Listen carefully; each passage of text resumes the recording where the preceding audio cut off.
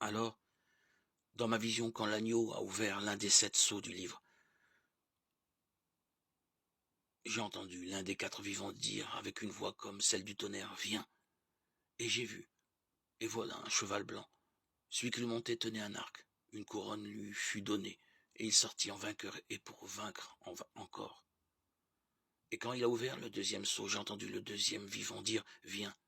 Alors sortit un autre cheval couleur de feu, et à celui qui le montait, il fut donné d'enlever de la terre la paix pour que les gens s'entretuent, et une grande épée lui fut donnée. Et quand il a ouvert le 3e sceau, j'ai entendu le 3e vivant dire, « Viens !» Et j'ai vu, et voilà un cheval noir, et celui qui le montait tenait à la main une balance. Et j'ai entendu comme une voix au milieu des 4 vivants.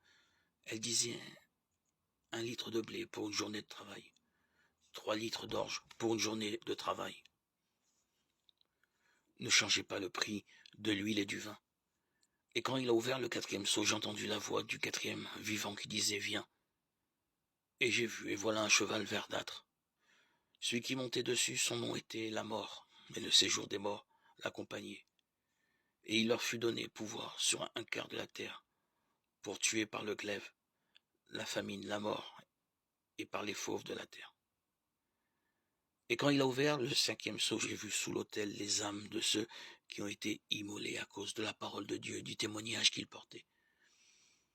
Ils crièrent d'une voix forte, « Jusqu'à quand, Maître saint et véritable, resteras-tu sans juger et sans tirer vengeance des habitants de la terre pour avoir versé notre sang ?» Et il leur fut donné à chacun une robe blanche.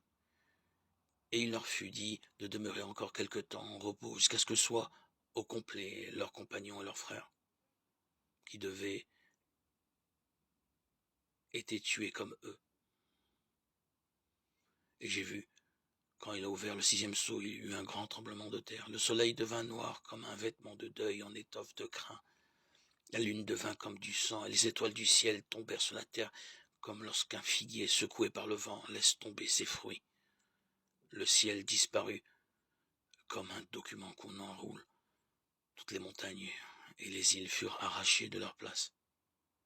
Les rois de la terre, les dignitaires, les chefs d'armée, les riches et les puissants, tous, l'esclave aussi bien que l'homme libre, se sont cachés dans les cavernes et parmi les rochers des montagnes. Et ils disent aux montagnes et aux rochers, « Tombez sur nous et cachez-nous pour nous protéger du regard de celui qui siège sur le trône et de la colère de l'agneau, car il est venu, le grand jour de leur colère. Et qui peut tenir debout ?» Apocalypse 6, 1, 17.